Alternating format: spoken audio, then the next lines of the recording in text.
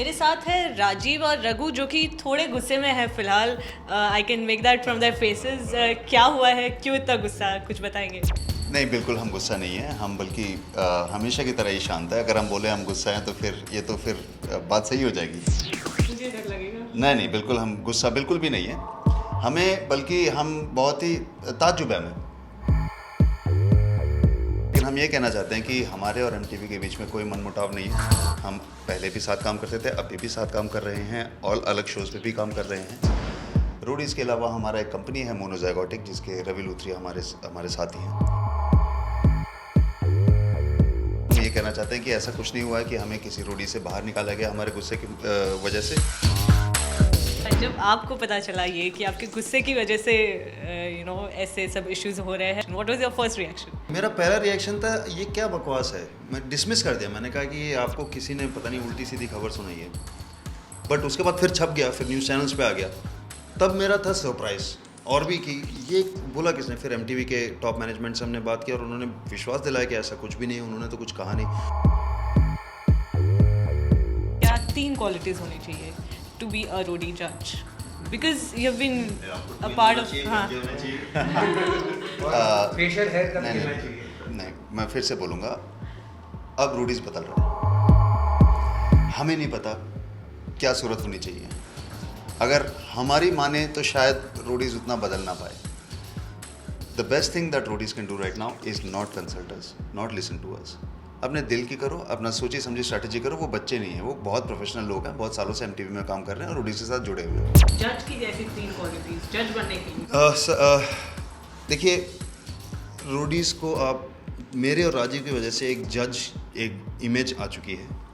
Actually ये एक casting process है। तो जो भी आए ये समझ के आए कि आपको कास्ट चुनना है, ना कि लड़ाई करनी है या डांटना है। उसकी ज़रूरत नहीं है। वो हमारी एक पर्सनैलिटी का एक हिस्सा था जो हम आगे लेके आए। आप वो लेके आओ जो आपके अंदर है। ऐसा कुछ भी रूल नहीं है कि रोडीज़ के जज में ऐसा होना चाहिए या वैसा होना चाहिए। वो आ गई हैं अभी ईशा देओल जी। ओके, इससे पहले तो कोई फीमेल नहीं थी। मुझे बहुत खुशी है कि फाइनली एक फ़ीमेल आ गई हैं रोडीज़ के जजिंग पैनल में। ईशा देओल की बात हुई। ईशा देओल को कुछ टिप्स देनी हो एज अ रिटायर्ड रोडी जज, तो वो क्या होगा? मैं एक ही टिप देना चाहूँगा ईशा देओल की कि ईशा जी, कोई भी आपको टिप देने की कोशिश करे तो उनकी बिल्कुल मत सुनना। यही मेरी एक टिप होगी। आप इसको भी नज़रअंदाज करना चाहते तो कर सकती हैं, आपकी मर्जी है। स्पेशली ईशा देओल को मैं बोलूँगा, all the best, we are rooting for you, rock it. एक और मैंने कहीं पर पढ़ा था कि सनी लियोनी को कंसिडर किया जा रहा है जज के लिए, उसके बारे में क्या ख्याल? बहुत ही वो शांत और बहुत ही स्वीट लड़की है और बहुत ही मेहनती है। वो हर सेट पे आती है, शूट कॉल टाइम पे आती है कि क्या करना है, चलो और क्या करें और क्या। हिंदी में थोड़ा हाथ तंग है, फिर भी मेहनत करती है। यही क्वालिटीज़ आई थिंक सक्सेस लाएंगी। रोडीज़ पे लाएंगी या नहीं पता नहीं। स्पिट्सला पे लाई हैं, फिल्मों में लाई हैं, म्यूज़िक वीडियोज़ में लाई हैं। तो हो सकता है जो एक मेहनत का जज्बा होता है ना, वो कहीं ना कहीं सक्सेस लेके आता है।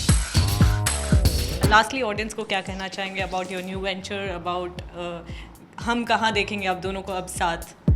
हाँ जी।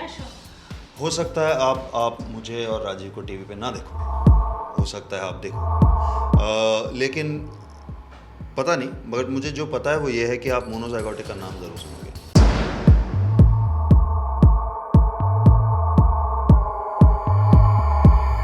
विद कैमरामैन फैजान, नेहा अंतानी को हेलो, मेरा नाम रघु राम है और अगर आपको नहीं पता तो मैं आपको बता दूं कि आप देख रहे हैं टेली मसाला।